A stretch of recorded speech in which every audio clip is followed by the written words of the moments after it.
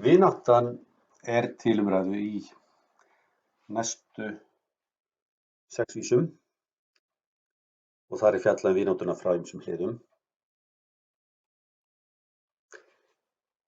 Í þessari vísu tekið fram að menn eigi að vera í þeim fötum eða í þeim klæðum sem þeir hafa fengið að gjöf og þeir eiga að vera með þau vopn sem þeir hafa fengið að gjöf á sér.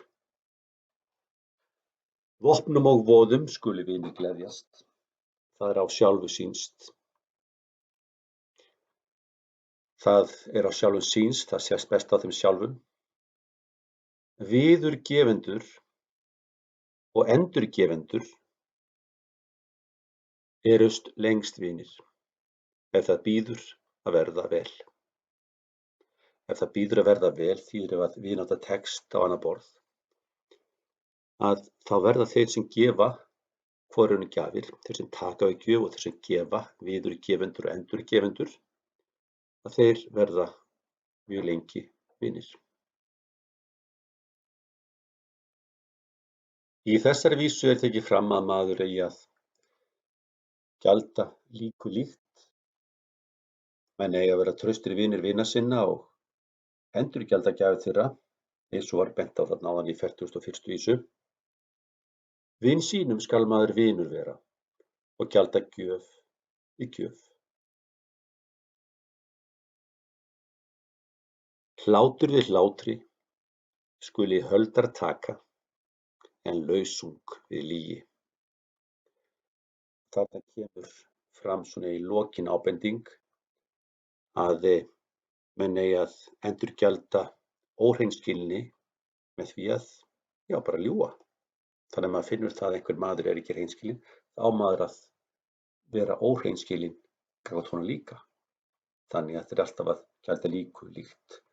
Vinir sínum skal maður vinur vera, gjalda gjöf við gjöf, hlátri við hlátri og svo ótryggð með óhreinskilni. Þetta kannski ekki í samræmi við kristilegt siðgæði nútímans, en þetta boðskapur Hávamála. Og áfram fjallað vináttuna. Vin sínum skal maður vinur vera, þeim og þess vin. Takk eftir að maður á að vera vinur vina sinna og ef að vinur manns á vini, þá má líka að vera vinur þeirra. En síðan breytist þetta í seinni hlutanum. En óvinar síns skili engi maður vinar vinur vera. Þetta þurfum kannski aðeins að staldra við að horfa á hvað þetta alltaf þýðir. Enginn maður vinar vinur vera. Þannig að ef að óvinur manns á vin, þá má maður ekki vera vinur hans. Af því að maður getur ekki verið trúr báðum. Þannig að þó maður vilji vera vinur hans, þá gengur það ekki upp. Þannig að ef að óvinur manns á vin, þá má maður ekki að vera vinur hans. Hérna fjallað hvernig menn eigi að haga sér til þess að viðhalda vináttunni. Eins og var rætt í vísu 41 að þá eiga menn að skiptast á gjöfum, en hér vináttan líka huglæg, ekki bara efnisleg. Og þetta mjög skýrt hérna. Veistu að þú vin átt, þannig að þú vel trúir og vilt af honum gott geta, geði skalt við þann blanda, skalt segja honum hug þinn, og gjöfum skipta, skal skiptast á gjöfum, gefa honum gjafir og fá honum gjafir, og fara að finna fara oft að heimsækja hann. Því eins og vitað að þá skiptir miklu máli að viðhalda tengslum við vini sína og þess mikilvægt að heimsækja þá reglulega. Í 45. vísu þar koma fram ákveðin varnaðar orð.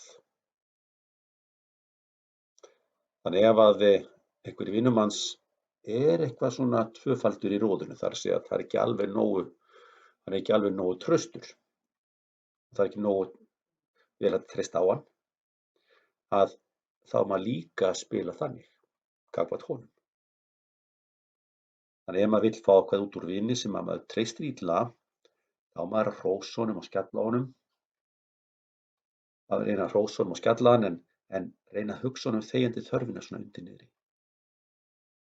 Ef þú átt annan þennan þú illa trúir, viltu af honum þó gott geta, fagurt skaltu við þann mæla, en flátt hyggja, hugsa sviksamlega og gjalda lausung við lygi og gjalda ótryggð með lygi.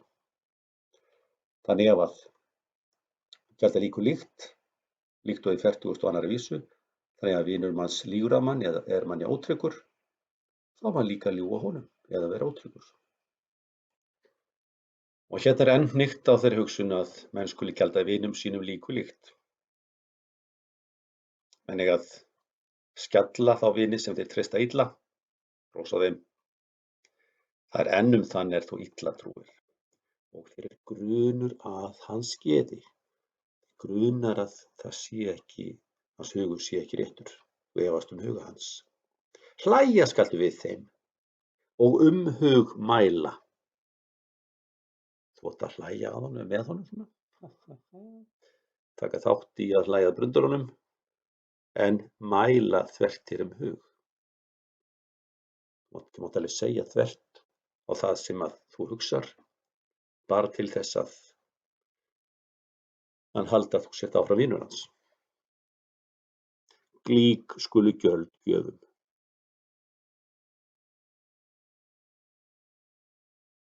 Í síðustu ljóðlínu þannig klikkt út með spakmælinu glík skulu gjöld gjöfum.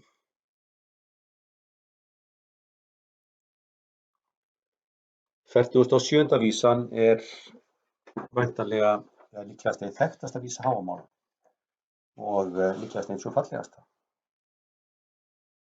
Og í fyrri hluta ljóðsins í vísunar þá segir ljóðmælandi að forðunum þá áður fyrr þá hann verið ungur og einrænn, vilja vera einn, en þá hafa hann lent á villigötum. Síðan í seinni hlutanum þá segir hann frá því þegar hann hafi eignast vin og átt að segja á því að líf án vinar væri ósköp lítilsvert. Og í lokalínunni það svo klikkt á þessu þekkta spakmæli, maður manns gaman. Ungur var ég forðum, fór ég einn saman, þá var ég villur vega. Auðigur þóttumst ég annan fann, maður manns gaman. 48. vísa, hún nokkurs konar uppskrift að lífshamingjunni, að þeirri góða lífi og hvernig menn eiga að lifa lífi sínu. Mildir, fræknir menn best lifa, sjaldan sút ala. Þeir menn sem eru mildir, það segja örlátir, fræknir, hugrakkir, þeir lifa best. Og þeir ala sjaldan sút, þeir eru sjaldan áhyggjufullir. En ósnjallur maður byggir hotsvetna. Heimski maðurinn hann kvíðir öllu. Sýtir glöggur við gjöfum. Hann kvíðir því alltaf að fá gjafir. Því að þetta svona dæmi nískupúkan. Hann veit að sér gjöf til gjalda, hann veit að ef hann fær gjöf, þá þarf hann að endurgjalda gjöfina.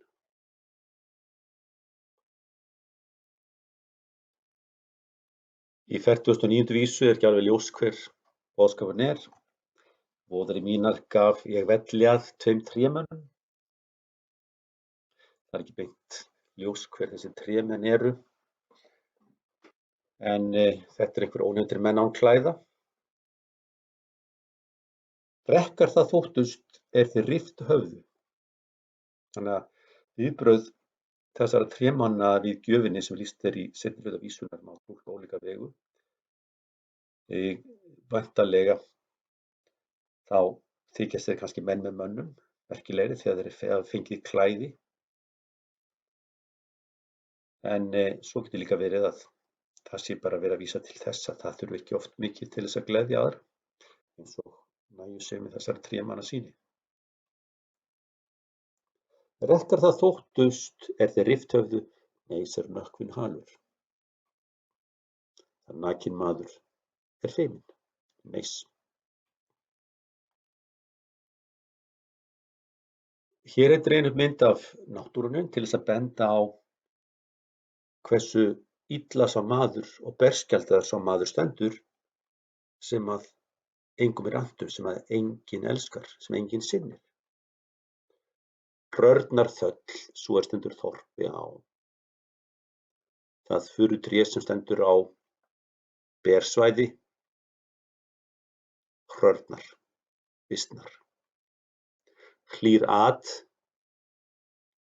hlífir henni eða skýlir henni ekki, hvorki börkur né barrið.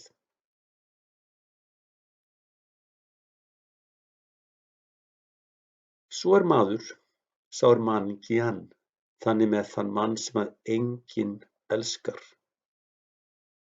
Hvað skal hann lengi lifa?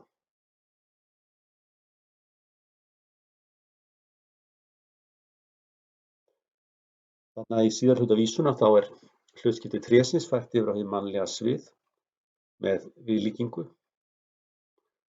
Það sá maður sem ekki nýtur ástar eða umhyggju í lífinu, hann hlýtur sömu örlög og furutréð sem þarna á bersvæðinu. Það enginn tilgangur með lífinu. Skulum taka eftir að þarna rætt þetta furutré sem að stendur á bersvæðinu og það tala að hlýr að henni börkur né barr. Þarna rauninni verið að þarna svona hluti fyrir heild, það sem að börkur og barr eru önnur tré. Það engin önnur tré sem í kring sem að skýla þessu furutré sem á bersvæðinu. Í þessari vísu bent á að afleiðingar of ákafrar vináttu. Afleiðingar geta orðið þær að vináttan bara fuðrar upp, líkt og eldur. Vináttan blossar upp og getur síðan skyndilega bara lognast út af. Eldi heitari brennur með illu vinum, friður 5 daga. Þannig að eldurinn heitur og brennur mjög heitur í 5 daga. En þá slokknar hinn 6. kemur og versnar allur vinskapur. Þannig að þessi vinátta sem var mjög mikil og áköf í 5 daga, að hún lognast út af á 7. degi og vinskapurinn versnar. Hér verið stuðst við kennslubókina Orminn langa eins og áður, en einnig við skýringar sem að finna á vefsíðunni á flensborg.is.